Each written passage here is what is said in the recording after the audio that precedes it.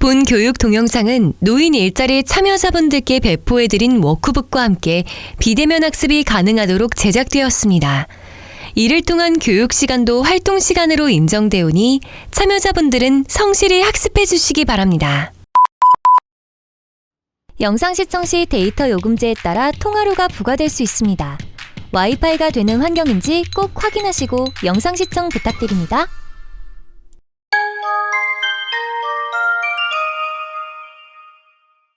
무심코 던진 말 한마디. 누군가는 잊을 수 없는 치욕이 됩니다. 시대는 변했고 이제 가해자가 부끄러운 시대가 왔습니다. 모두 달라지실 시간입니다.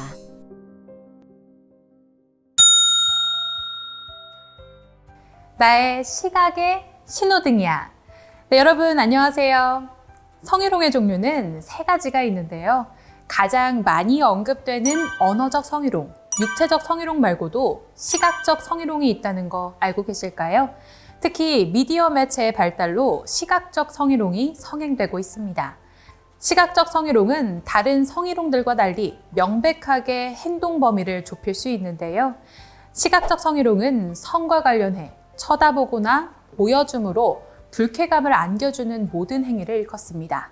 남의 신체 특정 부위를 유심히 쳐다보는 행위나 외설적인 매체를 게시하거나 보여주는 것, 또 내 신체 특정 부위를 직접 보여주거나 노출하는 것이 이에 해당됩니다. 최근 인터넷, 즉 사이버 공간에서 성적 메시지를 보내거나 개인정보를 게시하며 상대방을 괴롭히는 사이버 성추행이 나날이 늘어가고 있습니다. 이러한 사이버 성추행을 혹자는 가볍게 여길지는 모르지만 성폭력 범죄 처벌 등에 관한 특례법에 근거하여 분명히 법적인 처벌을 받는 범죄임을 알아야 합니다. 또한 성적 내용이 포함된 대화 시도나 요청, 그리고 성관계를 목적으로 한 만남도 분명 범죄입니다. 이렇게 시각적 성추행은 보여주거나 보는 것 등 눈으로 인지 가능한 행동을 통해 성적 혐오감이나 불쾌감을 주는 모든 것을 포함합니다. TV나 스마트폰과 같은 미디어 장치를 이용하고 사용하는 사람들이 급증하는 만큼 시각적 성희롱 또한 그 추이가 점점 늘어가고 있는 범죄로 더욱 조심해야 합니다. 우리 시니어 여러분들도 급변하는 사회에 적응하고 시대 흐름에 발맞춰 가셔야겠죠? 스마트폰을 사용하는 시니어층이 늘어나면서 시니어를 위한 미디어 매체 교육들도 늘어나는데요. 그중 노인 일자리 사업에 참여하시는 분들께 청소년 학생들이 스마트폰의 다양한 활용법을 알려주는 교육이 있었습니다. 주로 중학교 학생들이 봉사자로 참여하는 학교 방과 후 활동이었는데요. 시니어분들께 사진과 동영상을 찍는 요령, 인터넷 포털 사이트나 유튜브에서 내가 원하는 트로트나 동영상을 찾아보는 방법 등을 아주 친절히 알려드려 인기가 많았습니다. 그런데 교육을 진행하던 중 갑자기 한 여학생이 못하겠다고 뛰쳐나온 겁니다. 우리 여학생은 눈물을 뚝뚝 흘리면서 더 이상은 못하겠다고 집으로 보내달라고만 했다고 하는데요. 무슨 일이냐고 물어봐도 우리 놀란 여학생은 쉽사리 대답을 하지 않더랍니다. 무슨 문제가 있었구나 싶은 기관 담당자가 여학생과 단둘이 이야기를 나누기 위해 주변 사람들을 물리고 다시 물으니 학생이 입을 어렵게 열기 시작했습니다. 네, 상황은 이랬습니다. 교육을 받던 참여자분이 의외로 교육 내용을 잘 따라와 원래 스마트폰을 좀 쓰시는 분인가 보다 라고 생각하며 수월하게 교육을 진행하고 있었다고 합니다. 영상 보는 방법에 관해선 잘 아시니까 트로트나 노인이 따라하기 좋을 운동 영상을 찾는 방법에 대해 알려드리며 직접 원하시는 영상을 찾아보시라 실습을 하던 참이었다고 합니다. 그랬더니 이 어르신께서 이렇게 하면 되는 건가 하시며 내민 스마트폰에는 음란한 동영상이 상영되고 있었답니다. 네, 학생이 당황해하면서 이런 건 아니고요 라고 말씀을 드리고 다른 걸 찾아보시라 해도 어르신이 계속 음란한 동영상을 켜서 자신에게 보여주더라는 겁니다. 더해서 야한 동영상은 어떻게 검색하면 더 잘 찾을 수 있느냐고 요령이 있느냐며 물어보시는데 너무 수치심이 느껴져서 불쾌해서 눈물부터 났다고 합니다. 네, 그래서 더 이상 못하겠다며 그만두게 해달라고 나온 것이었죠. 네, 결국 가해자였던 참여자분은 법적 제재를 받게 되셨고 우리 손주 같은 중학생들이 봉사하는 마음으로 우리 노인 일자리 사업 참여자분들께 해주던 그 교육은 사업이 중단되기에 이르렀습니다.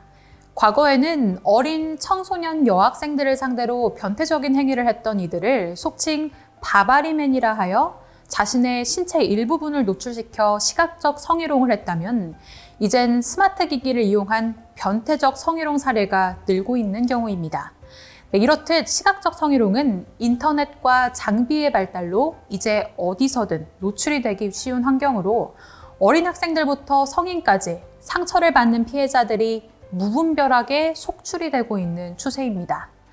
자, 그럼 자칫 부주의하여 내가 시각적 성희롱의 가해자가 되지 않으려면 어떤 점을 조심해야 할까요? 내가 모르고 그랬어도 상대가 불쾌감을 느꼈다면 성희롱이 될 수 있으니 해서는 안 되는 조심해야 할 행동들을 하나하나 알려드리겠습니다. 첫 번째, 신체의 특정 부위를 유심히 쳐다보는 행위를 해서는 안 됩니다. 상대방의 옷차림과는 별개로 남녀의 성별 차이가 두드러지는 신체 부위를 쳐다보는 것은 상대방을 불편하게 할 뿐만 아니라 불쾌하게 만듭니다. 근래에 들어 몰래카메라나 도둑 촬영 같은 범법 행위가 늘어나면서 그에 대한 처벌도 역시 더욱 강력해지고 있는데요. 이 또한 신체의 특정 부위를 몰래 훔쳐보는 것만으로도 대표적인 시각적 성희롱입니다. 두 번째, 외설적인 매체를 게시하거나 보여준 행위도 안 됩니다. 인터넷 포털 사이트에 내가 직접 외설적인 그림, 글, 영상 따위를 게시하는 것은 물론 음란 출판물이나 영상을 원치 않아 하는 남에게 보여주는 것까지 해당이 됩니다. 뿐만 아니라 3자의 지극히 개인적인 사진을 게시하는 경우도 성희롱을 넘어 성추행으로 처벌받을 수 있음을 기억해야 합니다. 세 번째, 나의 신체 특정 부위를 보여주거나 노출한 행위도 안 됩니다.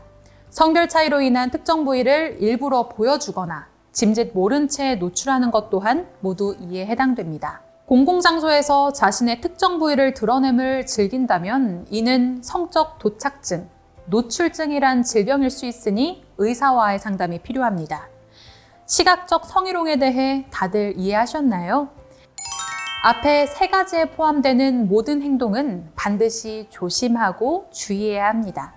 시각적 성희롱은 다른 성희롱에 비해 최근에야 그 경각심이 인정받는 분위기입니다.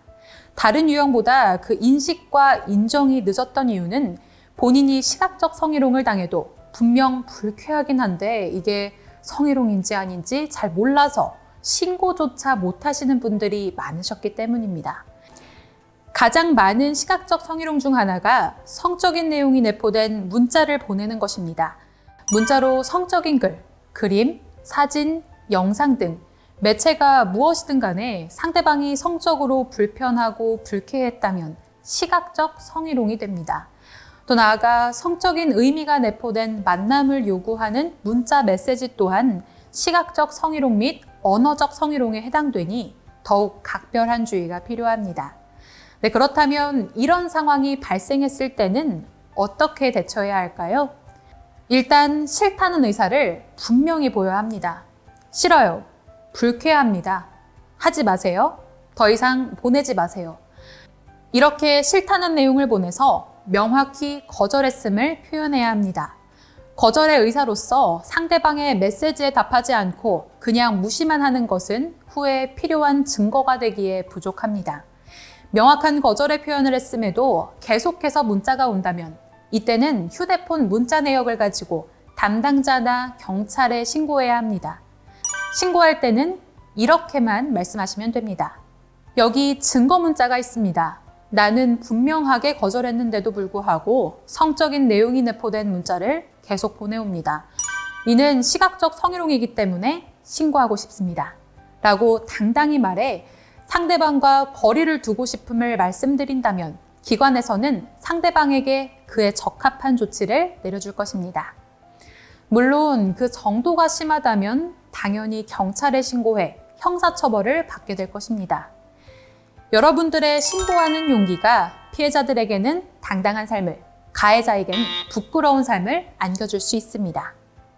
내가 성희롱의 가해자가 되지 않도록 스스로 노력해야 하고, 또 내가 피해자가 되었을 때는 당당하게 신고하는 모습이 성희롱 문화가 없는 건강한 노인 일자리 사업을 만들어갑니다.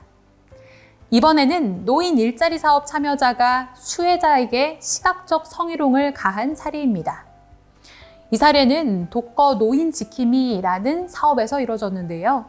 독거 노인 지킴이는 혼자 사는 노인 인구가 늘어남에 따라 홀로 살다가 화재나 가스 누출 등 응급 상황이 늘어나 낮 동안 독거 노인을 돌보며 함께할 참여자를 보내는 사업입니다.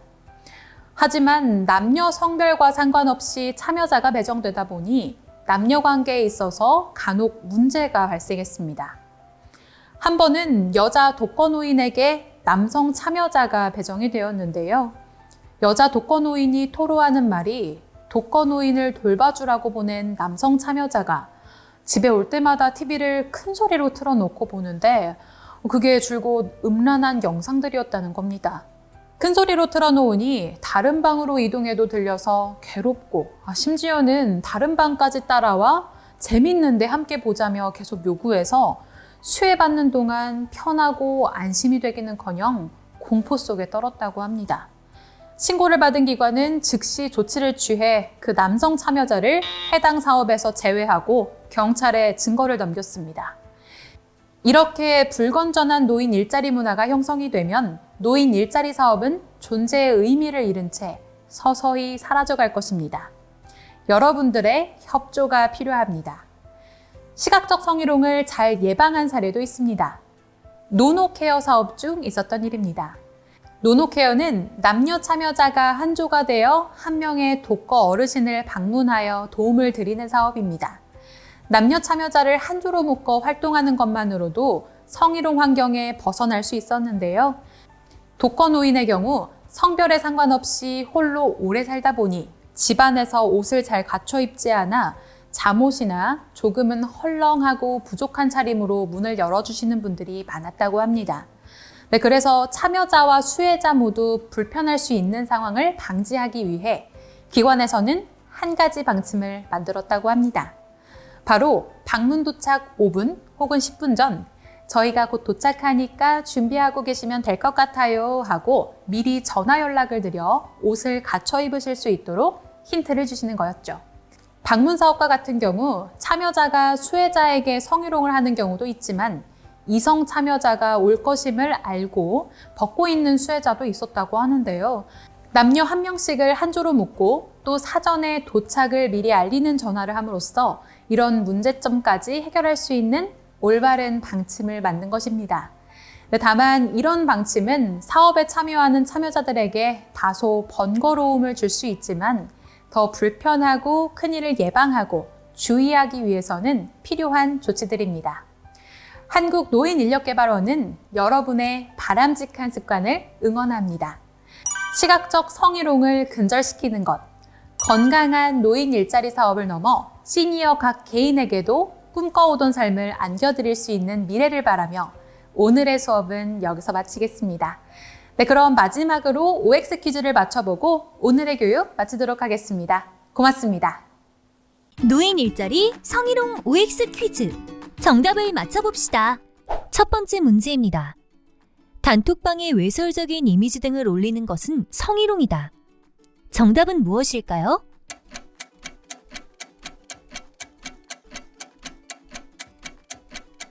정답은 O입니다. 어떤 미디어 매체를 사용하는가를 떠나서 성적인 자료를 기재해 시각적으로 불쾌함을 준다면 시각적 성희롱이 됩니다. 성적인 자료를 인터넷상에 올리는 것 또한 사이버 성추행이 될 수 있으니 명심해야 합니다. 두 번째 문제입니다. 성적 영상 시청과 같이 타인에게 직접적인 피해가 없어도 상대방이 불쾌함을 느낀다면 성희롱이다. 정답은 무엇일까요? 정답은 O입니다. 성희롱 자체는 유감 혹은 피해 정도로 판단하기 힘듭니다. 피해자가 불쾌했는지 얼마나 불쾌했는지에 관한 근거로 판단하기 때문에 상대방이 불쾌했는가가 가장 중요할 것입니다.